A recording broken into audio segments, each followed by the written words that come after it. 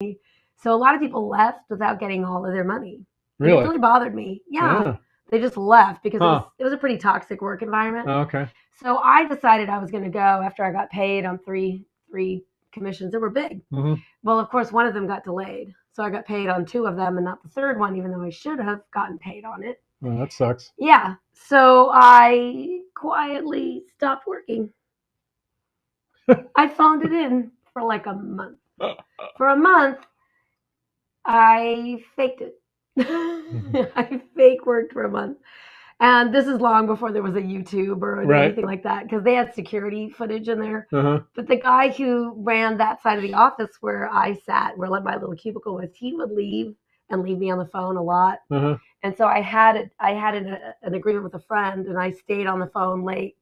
And so I was talking, doing my shtick, and he left me.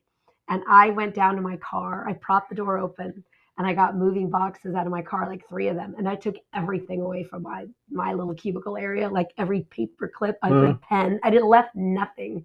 I'd finally gotten paid on that one job they delayed for a month. Right. And then I went up to the security cameras with my last box, and I held up a note that said, "I quit," with a, finger to the camera, and I was gone.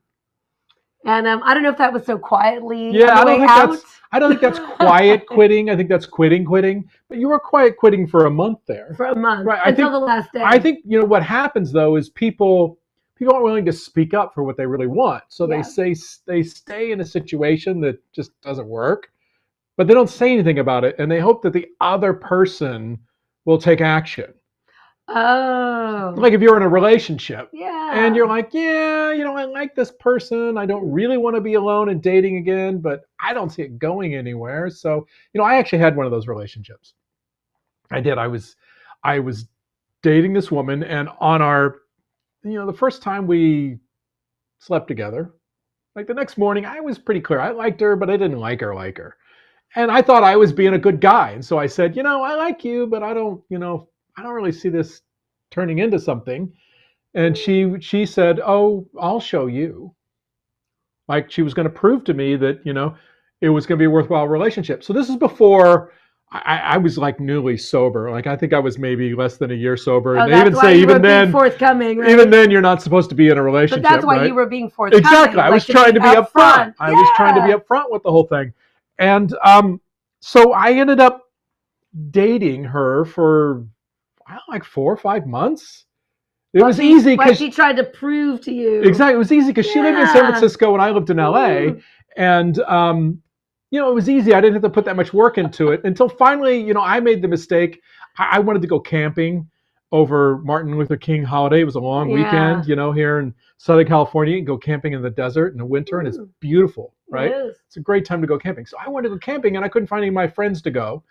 And I wanted company. I want to go camping by myself. So I called her up and said, "Do you want to go camping?" Right? Oh, she took it as a She thought, he's stepping up. Yes. He's taking me on vacation. It's the worst camping trip I ever had.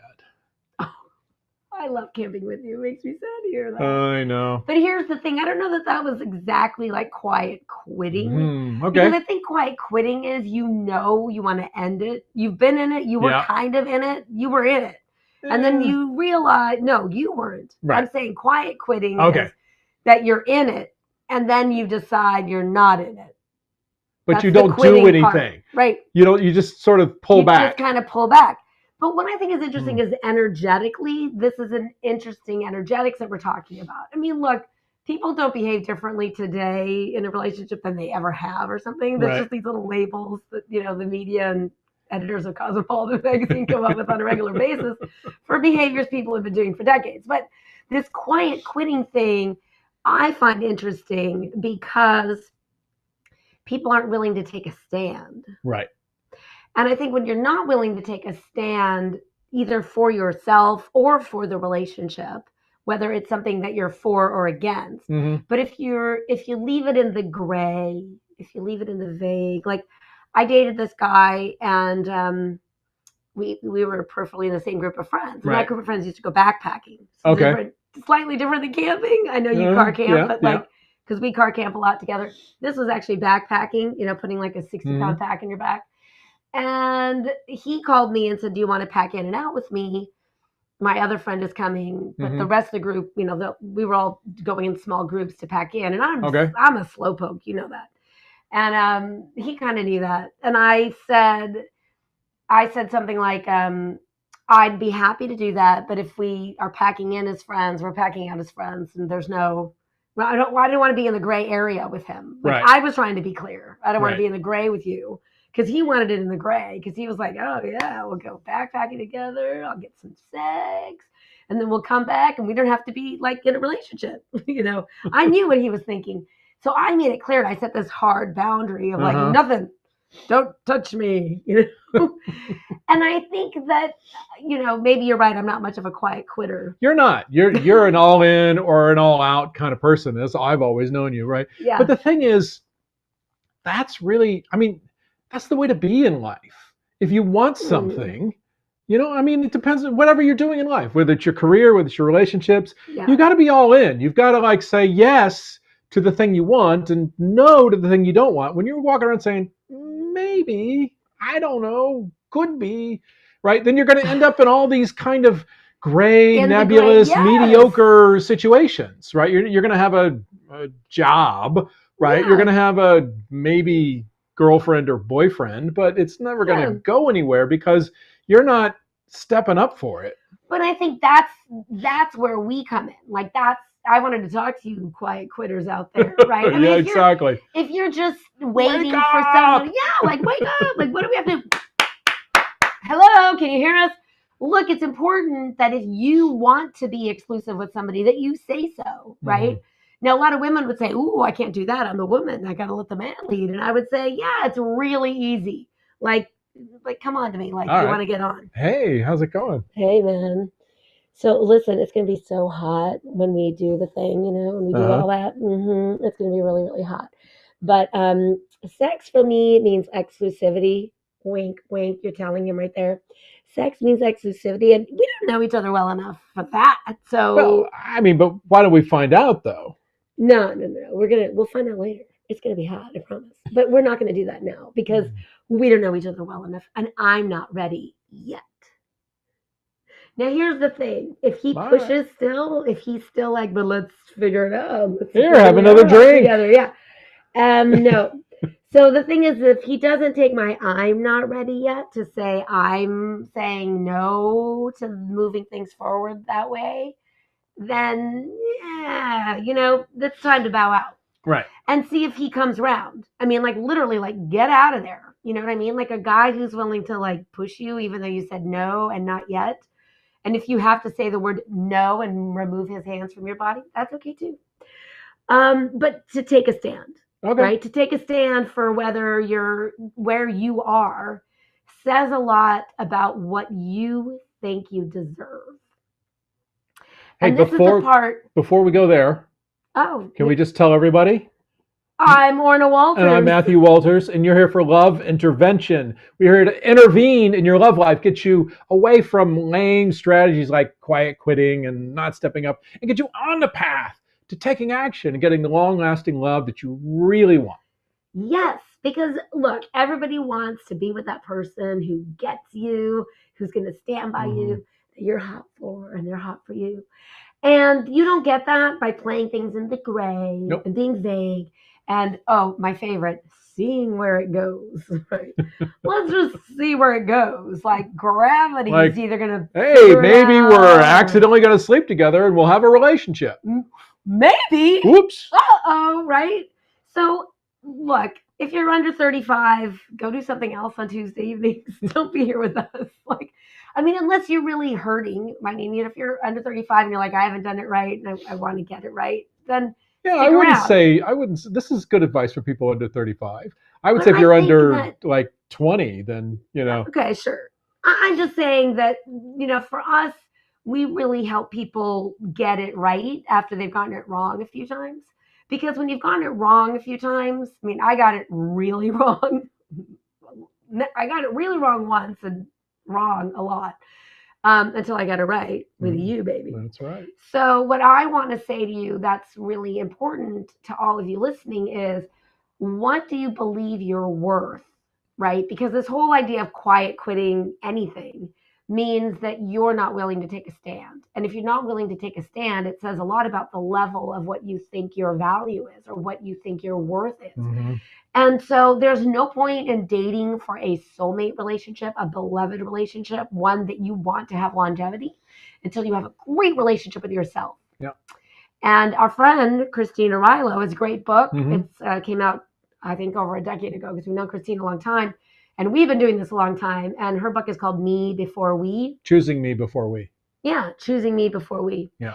And so the thing about the me is you've got to be able to take a stand. You have to be able to say and be clear on what you want and what you don't want. And if you're unclear about that, if you're unsure of your worth, please don't go date looking for someone to provide you with that, because putting your lovability in the hands of a stranger, I think, is the biggest mistake people make in the dating process. Yeah. That they're looking for someone else to sort of fulfill that emptiness inside. And I know a lot about feeling empty inside, because I used to feel like there was a giant black hole in there that nobody could fill. And it wasn't until I realized I had to fill it myself. And so I know what I'm talking about a little bit. We are going to take your questions, but I want to say, hey, if you're watching this on YouTube, click the little bell notification thingy and you'll get notified when we do this again. We do it every 2 weeks, by the way, every 2 weeks. Yeah. If you're on Facebook, give us a like, give us a share, tag your friends. You can comment in there, and our team will get your questions and port them over here. So if you're not here on the live stream, but you're getting it on Facebook or YouTube, you can always ask questions in the comments. We'll get those from our team as well. Because it's our job here to answer your questions about love, dating, mating, relationship, anything about making love last. Because, you know, the truth is that's what we all really want. I mean, you may think you don't want love. We were talking with somebody recently, and she had some, you know, whole series of bad experiences throughout her life. She wasn't young anymore. She was in her 60s. And she kind of said, you know, maybe I don't want to get married. Maybe I just want to meet somebody that we at least have companionship for, you know, whatever time I have left in this world. And I'm like, wait, what are you saying? What's going on? Why are you limiting what you want just because you didn't get it before? See, this is what we all do. We have bad experiences, and those bad experiences, we say, wow, that must mean that it's not going to work for me. So I better lower my expectations. Remember that old Saturday Night Live skit? Lowered expectations, the new dating site, right? So you don't want to lower your expectations to get something that seems reasonable or manageable. Never be reasonable. Be unreasonable. Yeah, be unreasonable when you're looking for a life partner. Yep. And I mean that in the best possible way, because when you're looking to be realistic, that to me makes all my insides cringe, because it sounds like settle. Yeah, you're not going to compromise for a lifetime. Yeah, you just can't. You can't compromise for a lifetime. You can, but no, not for a lifetime. You can't. Yeah. I mean, those people are our clients. They end up divorced later. We do have a client that gets married this Saturday. I thought it was cute because our newsletter went out on Monday with a new blog post. If you haven't been to our new blog, it's all fancy on our new website, loveonpurpose.com. And it's 9 questions you need to have the answers to before you get married. And I thought it was so cute because I saw that she had opened that email, this client of ours getting married.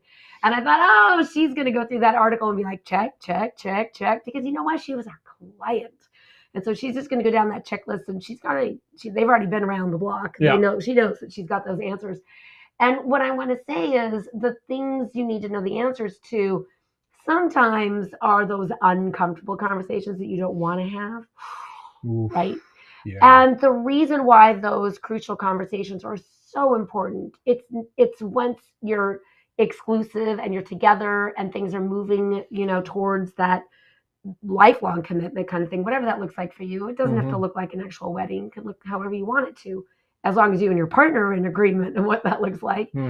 But that once you start to be serious with somebody, you want to make sure that you're on the same page with the vision of where you're going. But in the early part of the dating process, you don't want to show up with a bunch of, well, let me tell you some agreements I'd like us to have right up front, because you're setting yourself up for that person to just kind of nod and agree with you, Because most people, this quiet quitting thing, like Right. the reason why I wanted to bring it up and we wanted to talk about it tonight is most people are conflict avoidant. Surprise! So when you ask a conflict avoidant person, excuse me, conflict avoidant man? Mm-hmm. Hi. Hi. So I want to have a conversation about where this is going. Oh, well, where would you like it to go? Ah, see what he did there? He threw it back to me. Oh, it's that old ninja trick. Jedi mind trick. Right? So then he can agree with me, right? So Oh, that sounds good. I really want to make sure that we're heading towards something. I mean, not now, but I want to be heading towards something serious. Are you looking for a serious relationship? Well, of course yes, I'm looking for a serious relationship. And, you know, I don't, know exactly where things are going right now, but I like the idea. Your nose is getting so long. I like the idea that we'll see where it goes. We'll see where it goes. I just want to tell you, ladies, any guy who wants to see where it goes, it doesn't mean that he doesn't like you. It means that either he doesn't understand you're not giving him the right signals, let him know what you want. And the reason why I say signals is when you're, we're always told so many ridiculous myths about love. So many. Women are told, a man wants a woman who's easygoing. No, he doesn't. He doesn't. He doesn't want you to be vague. He wants you to be specific in how he can make you happy. Now, if you're only telling him what he's doing wrong, well, that kind of sucks. No, he's deflated. You didn't, and you haven't, and you shouldn't. Oh, that guy's defeated. He looks like this. You shouldn't. You he's didn't. Like, you haven't. You shouldn't. You didn't. He's going to get under the table pretty soon. Okay. Yeah. Okay, right. So that guy. Tell him what he's doing right. Oh, babe, you're so cute. You got my glass of water for our live stream, and you put the little yellow silicone straw in it and everything. Well, I know you like the straw. Because that way I don't mess up my lipstick. Exactly. That's awesome. Thank you so much. Mm-hmm. I don't know if you noticed, look, he's sitting up straight. Yeah, look, he knows he's my hero. And I know it sounds so goofy, but guys, you're listening going, yeah, man, I wish a woman would just let me know what it is she wants from me instead of being all mysterious. Now, admittedly, there are guys out there who are just looking for a woman to say, well, I want you to take care of me, and I'll be at home taking care of the house and the kids and make you dinner every night. Right? There are guys. What?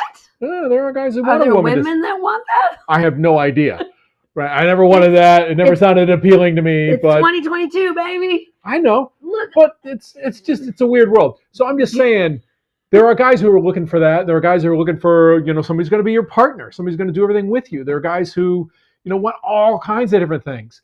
But they only know that you're a good match for them because you're telling them what you want and you're making requests, and they can go, I'm the guy for that. Or they can go, I'm not the guy for that. Right? If I actually had this. So I met this girl. She was really cute. And was she a woman? She was young though. So, girl at the time, I was in my late 20s. Okay. And I thought, yeah, we could have some fun. Let's see what's going on. And so as I'm talking to her, and I asked her out. Family. Hold on, let me get there. I asked her out for coffee, right? And she goes, "Oh, that's really great. And yeah, I'd love to do that." And then she just blurted out, "I really, I'm just looking for a guy who can take care of me, and I would just want to, be home raising the kids." And I was like, "Huh, that's great." And I never did call her up for that coffee because I knew right away that I wasn't going to be that guy. That's not what I was looking for in a relationship. Yeah. I wanted something where we were doing things together, I didn't want to. I know. You and I clearly had a shared vision that we created before we knew each other. And I think what a lot of people do is they create the vision after they've met the person, and they think the person is the vision. So we call that dating backwards. Mm-hmm. Dating backwards. Getting attached to the person. Yeah. And then thinking that person is the vision of what I want. Trying to mold them into what you want. I've done a lot of research even on my own before we did this work together, and I'm like a research whore. I can only think of one person out of like tens of thousands of people that I've talked to that's ever worked for. That they were like, I want X person, this specific human. Okay. And then they ended up with that specific human. How did that work? It's a long shot, so I don't want to even talk about it. Okay. I want to talk about the way to do it instead, because who bought a lottery ticket yesterday? It was 1.9 billion. Yeah. That would be almost 2 billion, in case you understand. Pretty close. And if you don't know the difference between a million and a billion, Google it, because oh my gosh, it's not just another zero. It's like if you do it by time or something, how many seconds? I mean, it's literally insane. So $1.9 billion lottery ticket. And what we find really confusing is how people leave the most important decision you'll ever make, who you share your life with, up to chance. Mm-hmm. So if you have a question about not leaving it to chance or something about your circumstances, ask us tonight. We're going to be taking your questions live right here. I'm Orna Walters. And I'm Matthew Walters. And this is Love Intervention. We're here to intervene in your love life, to get you off the path of heartbreak and heartache and frustration, and get you on the path to long-lasting, soul-satisfying love. Yes, so if you're on Facebook, give us a like, a share, tag your friends. You can ask questions there. If you're on YouTube, subscribe, click the bell. You can ask your questions there. Our team, our awesome team, is porting those questions over here to the chat. And if you're here on the live stream, just type it into the chat. Yeah. We'll see it. We got all kinds of questions going. Let's go with this first one. This first one. Yeah. Lacey? Yes. You want to read that one? I think my guy is quiet quitting our relationship. Lacey's paying attention. Okay. Right? He doesn't seem that interested in doing anything together, and he closes up whenever I press him to find out what's up. How should I handle this? I don't want to break up, but I'm tired of feeling like a burden to him. Oof. Ooh, that's a tough one. So you want to answer it? I'll let you start. You let me start. Okay. So Lacey, here's the place where the standing up for yourself is a great opportunity, because instead of asking, you said, I've been pressing him to find out what's up, which means you've been asking about him. Mm-hmm. And what I would like you to do is flip it, so you have a conversation where you share what's going on with you. Hi, honey. You seem rather distant. Is everything okay? Yeah, everything's great. Yeah, but there's something that's different between us. So are you having some kind of stress at work or some kind of anxiety? There's something that I feel disconnected from you, and I'd like to be connected again. No, I'm good. Yeah, you got to give me a little more than that. See, this is the guy who's quiet quitting, right? He's like, dodge, evade, move in a different direction. So Lacey, your guy, maybe he is, maybe he isn't, maybe he's stressed out, maybe he can't handle something. I don't know. We don't know what's going on with him, right? And you've asked him and he doesn't seem to be able to communicate that. So like Orna's saying, you've got to start talking about how you're feeling and saying, look, I feel frustrated, I feel lonely, I feel disconnected. And when however he responds, right? If he dodges and evades and avoids, you're getting a clear answer that, he's not willing to talk about whatever it is. He's trying to, he's trying to avoid conflict, and he probably is not so into it. But if he hears you and steps up and says, okay, well, what can I do? You have every opportunity to say, this isn't working for me. Yep. This isn't working for me. I feel disconnected from you. It's not working for me, right? So that you can open the door to say what you would like from him. And if he isn't willing to deliver what it is you're telling him you want, then you might want to consider cutting ties, right? Then it's a breakup conversation, because there's no reason for you to sit in limbo. Yeah. I know when I was dating, I hated limbo.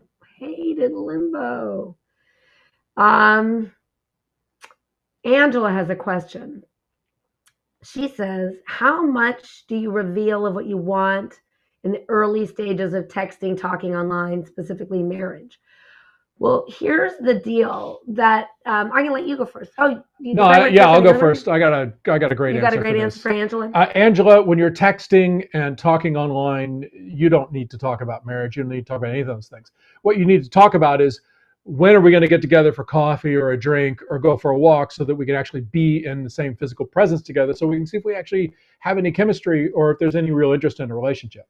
Because everything up until then is just Fake. Fake. It's in your head. It's in his head. You guys are just making things up about what you think is going on.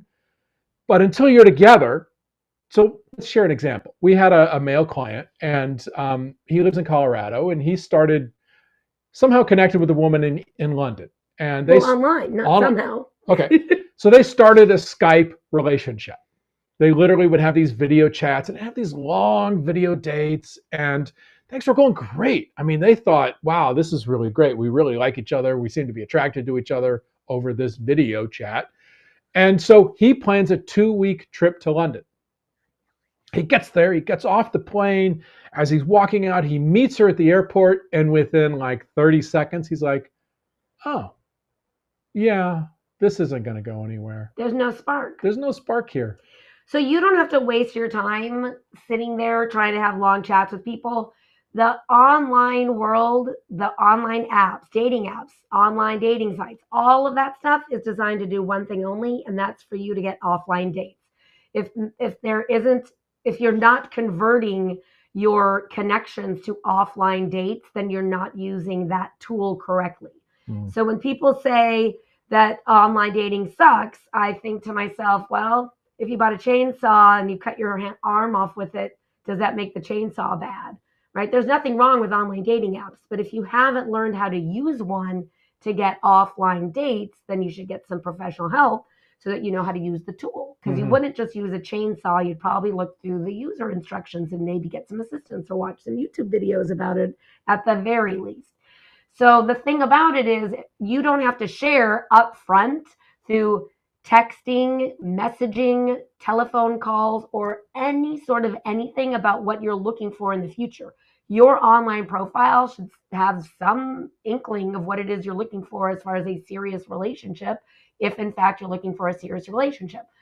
Leave it at that until you have met that person in person and that you know that they, not just who they are, because people always say, oh, I could do that on a video, chat. I could see I could see they are the person in their picture, and I know they are who they say they are, but you don't know how you feel about them. You don't know at all if you have a spark of chemistry with somebody until you're in the same physical presence with that human being.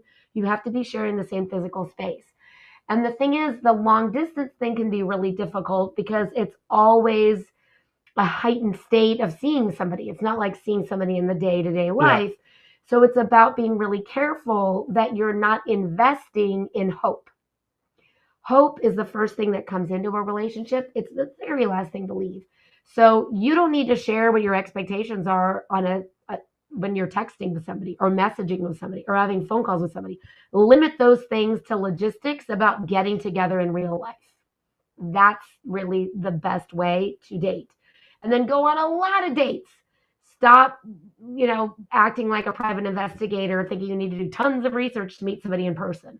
Meet someone in person for an hour and do it 2 to 3 times a week, over and over and over again. So we have a lot of dates. We have a follow-up from Angela. She says, currently I'm finding a lot of men online are not serious about a relationship. As a matter of fact, 3 in a row I've communicated with are out of long-term relationships and not ready. So look, Angela, you're going to meet a lot of people online. That's the whole point.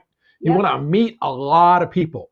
A large percentage of those people are not going to be your person, are not even going to be a person you're going to want to meet with in person. But you've got to wade through all those people to get to the person. Look at it this way. If you were going to a bar every night and saying, I'm going to go to a bar every night and I'm going to meet my soulmate, right? You're going to meet a lot of people at the bar. Some of those people are going to be single. Some of them are going to be in a relationship. Some of those people are going to be toxic, whatever. We don't know. They're just a bunch of strangers in a bar, right? But just because you start talking to that stranger in a bar and you guys have a great conversation doesn't mean that, oh my God, that's your soulmate. It doesn't mean anything. It just means that's a person you're having a good conversation with, right? And so let's take this fictional bar and put it online. Here's all these people. Now that's your dating app. Now that's your dating app, right? Most of these people are single and looking for love. That's why they're there. Some of them are sort of single and sort of looking for something else on the side. Some of them are fake. They aren't even real people. Some of them are actually on there to try to scam you, right? Your job is to wade through all that crap and find the people who are really interested in meeting you in person. Which means they'll ask to meet in person. And if they don't after a couple text communications, then you got to prompt them or move on. Well, that leads to That's the our next next question. Let's do that. All right. Siobhan says, in regard to getting together in physical presence, if I want the man to lead, how do I suggest that we actually get together? Well, some of that is depending on what your specific dating rules are. Like when we have a client, we set up their specific dating rules because not everybody's the same.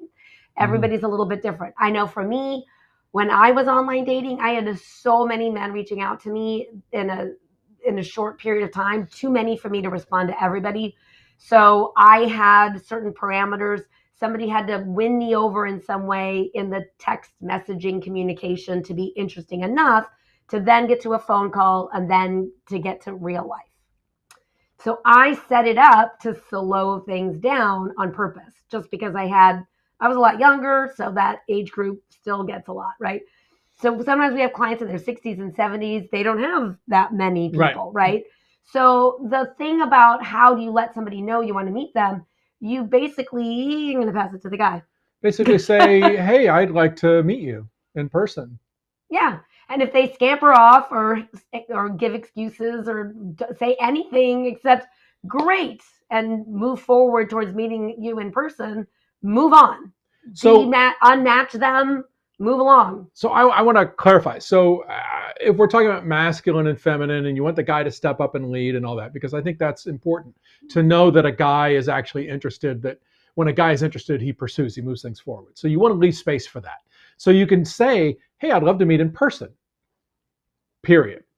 You don't say, hey, I'd love to meet in person. How about Saturday? Tuesday, there's a great coffee shop in my neighborhood. Why don't we meet at 11? Right? Hey, I'd like to meet in person. There period. You just volley the ball over to him.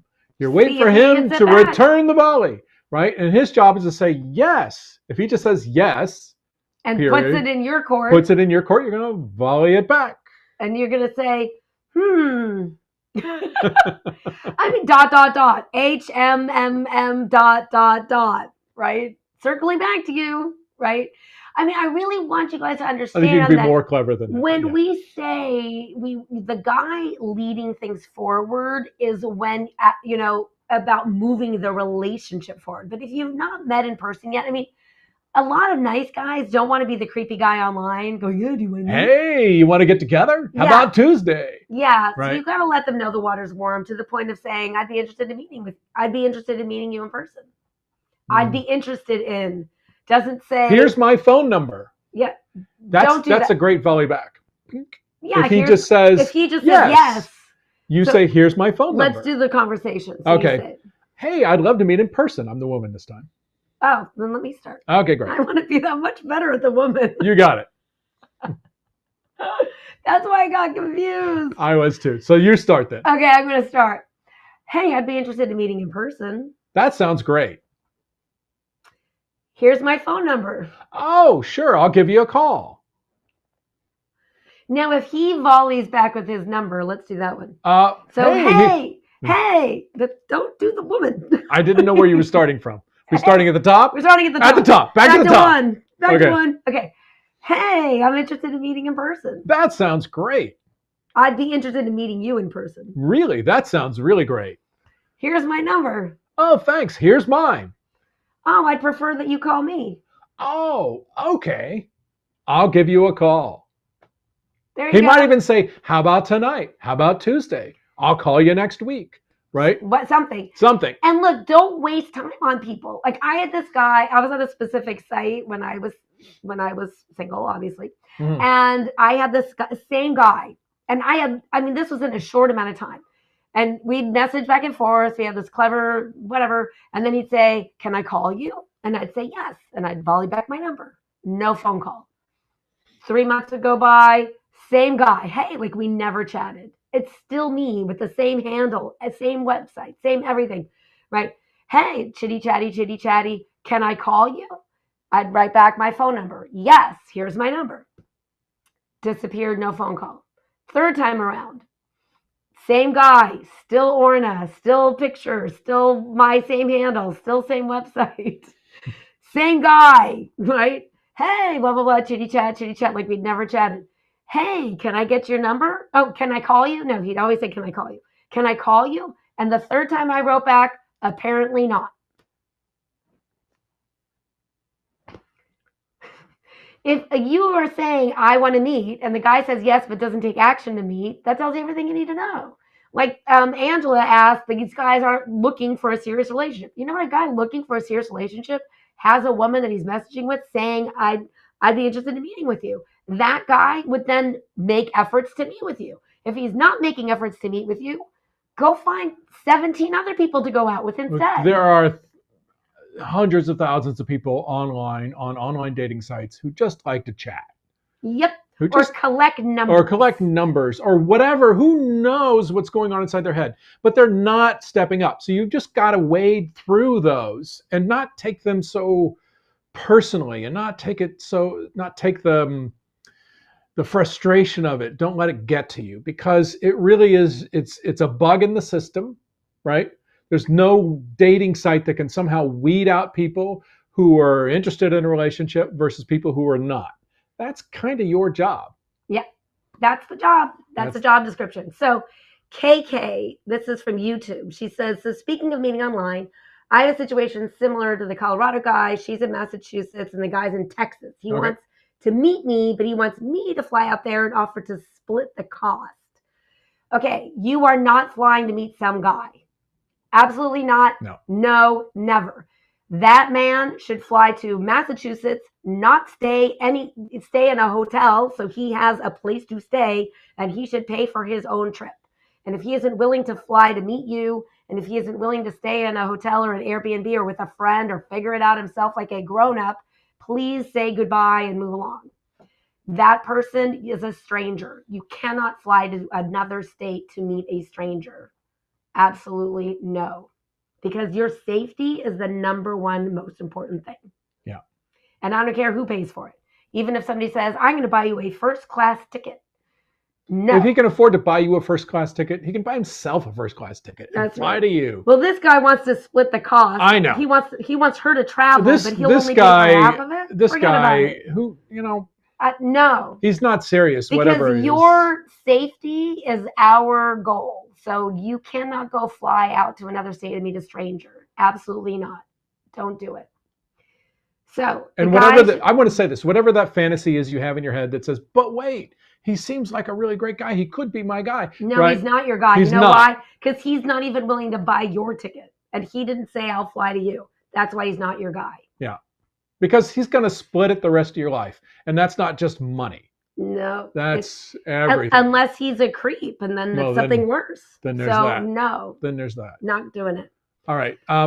Donna Z says, where can you meet higher quality men? I usually get scammers online. So I'll tell you the place where you can meet the higher quality men. There's a Starbucks, and I believe it's in central Iowa. But the moon has to be full. But the moon has to be full on Thursday. All the quality men gather. It's a really big gathering place, literally. On a full moon on a Thursday. All the quality men gather there. And Donna Z, I want to ask you, if you were the fly on the wall listening to a bunch of men who really wanted to have a great, wonderful partnership with a woman, and they're like, where are all the quality women?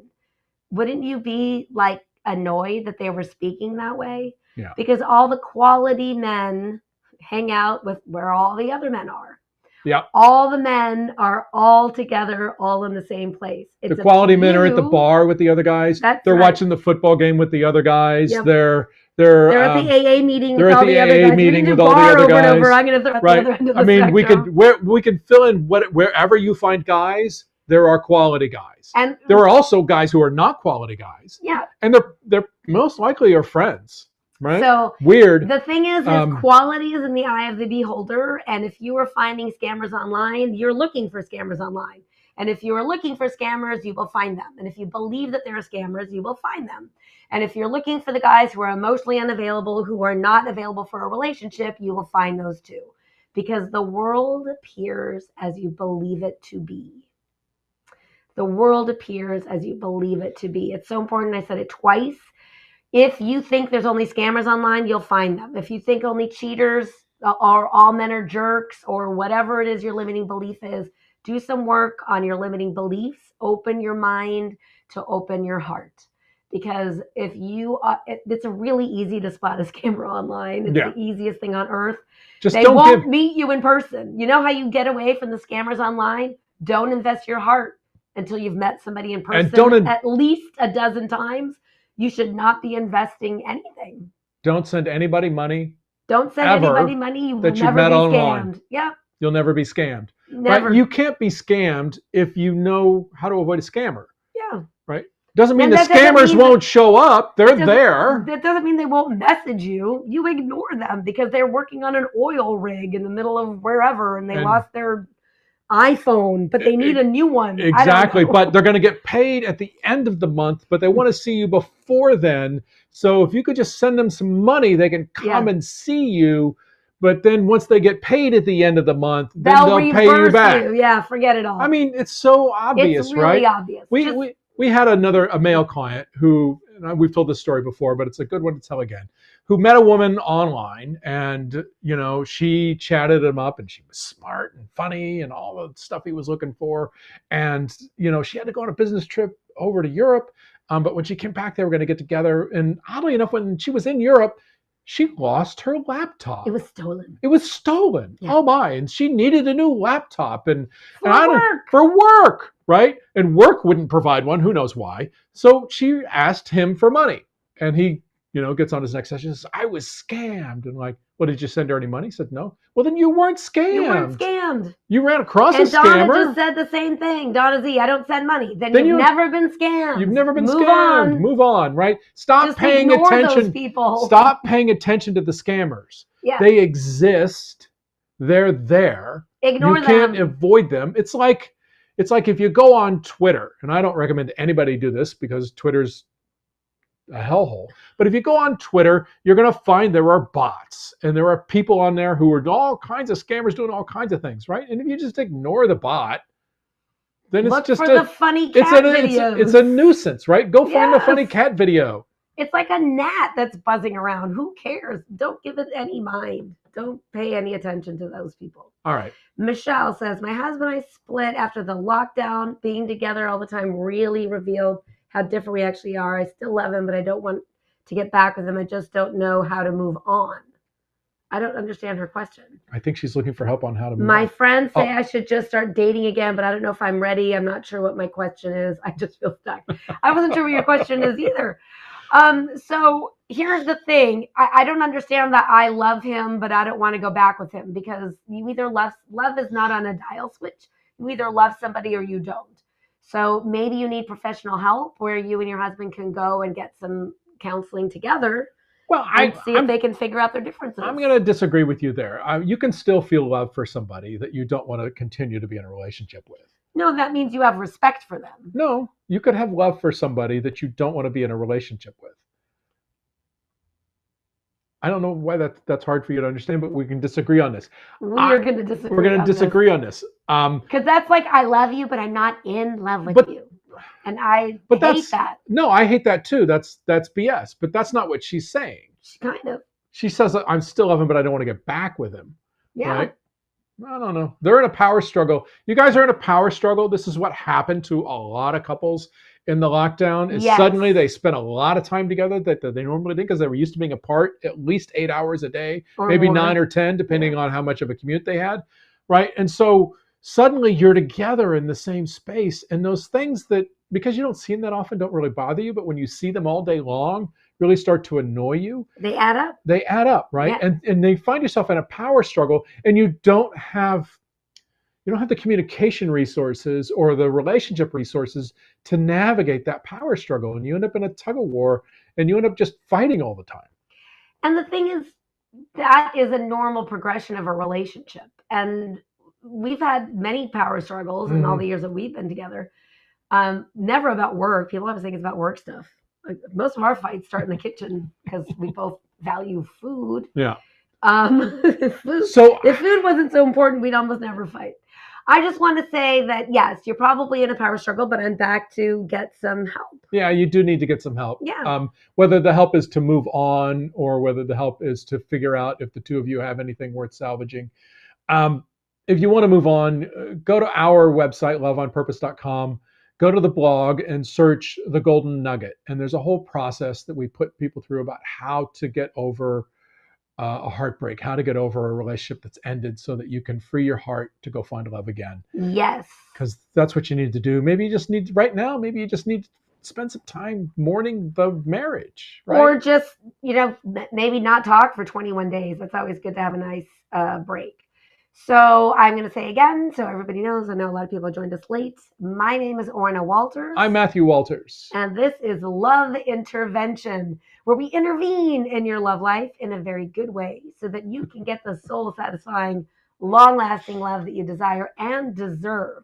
And we started off talking tonight about quiet quitting. And we have this hunch that people who quiet quit, particularly their relationships, aren't taking a stand for what it is they want or do not want because they don't feel worthy. Mm-hmm. And so worthiness is a key thing that we're sort of talking about tonight. Julianne has a question. She says, I have a question for you! Exclamation point. I love the exclamation points. You put an exclamation point in your question, I will read it. I left my husband 4 years ago, and I'm very selective with who I date.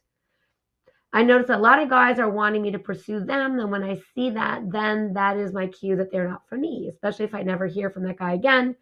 But then they pop back up. My friend thinks I'm being a baby. What do you think? I don't want to play games with a man who isn't ready. Well, there's no reason to be selective for a date. You don't need to be selective for a date. Go spend an hour with somebody. They know a bunch of people you don't know. They might be your person. They might not be your person. Spending time with another human being is never, quote, a waste of time. If they don't look like their picture, you can show up and move on, make it really short. If they show up and are hideous or creepy or you don't feel safe, you don't have to spend a full hour with them. But being selective to date is just saying you're not really ready to date because you put up the blocks so high. Nobody's going to, in this day and age, nobody's going to find their way through the alligator-filled moat to go across the drawbridge and fight their way through the castle to climb up the tower to find you up there. So I don't believe that you're really looking for a loving partnership, because if you're looking for a loving partnership, you would put the selection process on the part where you're actually seeing somebody in person.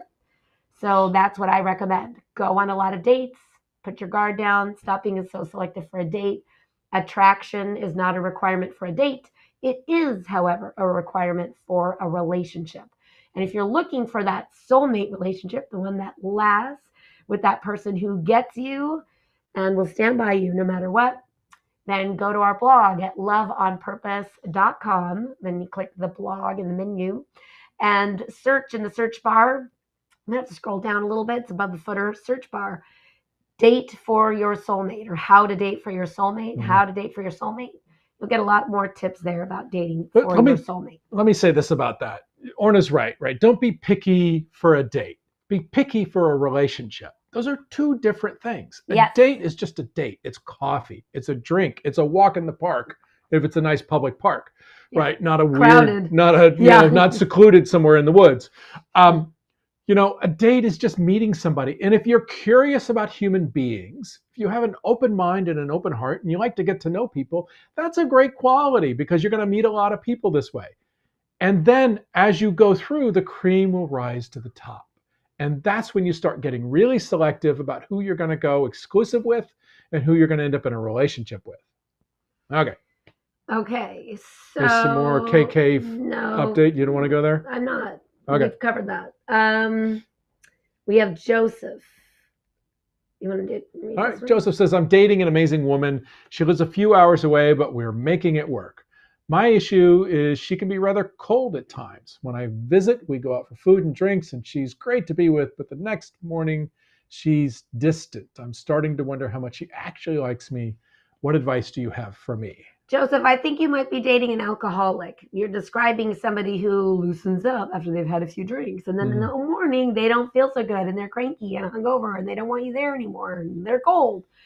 So try going on dates with her that have nothing to do with alcohol, and then you'll find out if she has a problem with alcohol. You can try talking to her about if she has a problem with alcohol, but that may or may not go well, depending on your skills with communication. Matthew and I believe you can say anything to anyone. It's all in how you say it. But if you're not a girlfriend situation where you're exclusive, I think there isn't any point in really trying to change her. But what you're describing is somebody who has an issue with alcohol. Yeah, I think that's a great point. Yeah, go on a couple dates where there's no alcohol involved. See if she ever loosens up, if she ever warms up. And if she can't, right, if she's just, she needs alcohol in order to loosen up and become warm and friendly, then she has a problem with alcohol. And I don't know if you want to get involved with that, right? That's up to you about whether you want to get involved with somebody who has an issue with alcohol or needs alcohol in order to be a decent human being. Yeah, I don't know what else there is to say about that. So we will be back in 2 weeks on November the 22nd, 5 p.m. Pacific, 8 p.m. Eastern. We're really super grateful that you all joined us tonight for Love Intervention. I want to say thanks to our team. You're always so great helping us get those questions. Thanks for all the great questions we've got from everybody. Yeah. We love the interaction of this community. We love hearing from you. So let us know. Yes, if we can be of service to you, you can reach out to us at support, SUPPORT, at loveonpurpose.com. You can go ahead and send us an email. We can set up a soulmate strategy call. If you're looking to find your soulmate, we would love to help you. That's what we've been doing now. We help clients all around the globe. And honestly, it's our pleasure to be of service because I think tonight is really about answering questions, and we always open with a topic because we like to sort of get people thinking outside the box. Mm-hmm. Because everything's right there in the name of our business. It's love on purpose. So if you're expecting that your love life is going to change overnight without you making any efforts, then that's a wish, that's a dream, and that's a fantasy. So generally what happens is people get stuck in a particular pattern, and that's what we identify and break for our clients. So a lot of you asked us some great questions, but I think the questions are related to a bigger patterning issue because you are actually the common denominator in all of your relationships. Yeah, and as soon as you realize that and you put the focus on, wait, what is it about me that keeps me finding these types of situations over and over and over again? Then you're putting yourself in the driver's seat to actually make some changes in your love life. If you're wishing and hoping that the right person was just going to show up one day and change everything for you and make it easier and make it better, then you're wishing on a fantasy, you're wishing on a dream that's probably not going to come true because it doesn't work that way, right? It just doesn't. Yeah, and I think the frustration that women have about wanting to know what the guy wants right up front, he doesn't know what he wants up front because you're strangers. He hasn't even met you yet. How should he know what he wants? How is he going to know? So, right, this idea of, I'm supposed to know before I know. I mean, most people online, the majority of people online are not scammers. They're not there because they're wasting time. Most of the people online are looking for a relationship. The online dating app, the online tool is just that. It's a tool to get offline dates. And I always caution all the ladies to please be careful with your precious safety. And same with your heart. Don't give your heart away to a stranger that you've never met in person. Don't even let hope come into the equation when you've not met in person. And that doesn't mean you've only met one time. You should meet a lot. You should meet several times in person before you invest your heart or have any kind of expectation. All right. This has been Love Intervention. You're here with Orna Walters. And I'm Matthew Walters. And every 2 weeks, we come here with Love Intervention to intervene in your love life, to get you off the path of frustration and heartbreak and loneliness and get you on the path to the long-lasting, soul-satisfying love that you really desire. We have one more question. I think we have 6 more minutes. You want to try and give it a go? Oh. All right. I know we were about to sign off, but Jamie came in under the wire. You were ending things. Yeah, I thought I was too, but now we have another question. Jamie says, I'm really attracted to this guy, all right? We've been on a few dates and things are going well. We haven't slept together yet. Good, because I'm trying something new. I like that. Don't rush to the physical intimacy. Yeah. Don't rush to physical intimacy. Put it off. So Jamie says, I usually jump into bed too quickly and it doesn't work out because I get too attached. How long do I wait before having sex for the first time? That is such a great question, Jamie. If you want a relationship and you're looking for a relationship, guess what? You don't have sex until you can have a conversation that sex means exclusivity and that you're in an exclusive relationship. Mm-hmm. And if you are not ready to have the conversation about the sex, then you don't have the sex. And if you're not ready for an exclusive relationship, you don't have sex. Correct. Yeah. So if you want to have sex with somebody, but you don't think it's relationship material, then you can say, hey, I want to have a conversation about the sex I would like to have some, but I don't want to be exclusive, if that's where you are too. Usually women get to drive this boat. So you really get to decide about when the sex is introduced in the relationship. So if sex means a relationship, then you have to be able to have that conversation before you have the sex. Yeah, and that's the thing. Everybody's looking for, 3 dates, 5 dates, 3 months, whatever it is, some arbitrary number that just doesn't make any sense, right? The truth is, you got a little eyelash issue. I have something in my eye. All right. It's going to be okay. We're going to wrap it up here. It's not. I can't open my eye. Uh-oh. It's really, okay. I'm going to be like winking at you for the rest of the 11 hours. You're a pirate, right? I need a patch. The thing about sex, Orna said it very well. When you can have an adult conversation about what sex means to you, and when you have sex with somebody, what it means about the relationship, and you're in agreement, then you're ready to have sex. If you have that conversation, but you're not in agreement, then it's maybe not time to have sex, right? Or a relationship. Now, just be wary. Some guys will agree because they want to have sex. I don't know. Did you fix it? I'm going to pull my eyelashes. I had fake eyelashes on. What? Here, let me pull them off on the other side, too. I don't know what happened, but there's still something in my eye, but I look weird with only one set on. Hi, magnetic lashes. Hi, Orna. Okay, everybody, I've just taken them off. See, I look better with them, don't you think? I'd love to have a poll. Does Orna look better with or without the fake eyelashes? I just think I look, whatever. I still have something in my eye, though. It's probably the cat hair. Well, let's wrap it up so you can get that thing out of your eye. Yeah, we spent way too much time on that. Yeah. Okay. Thanks, everyone. Thank you. We'll see you in 2 weeks.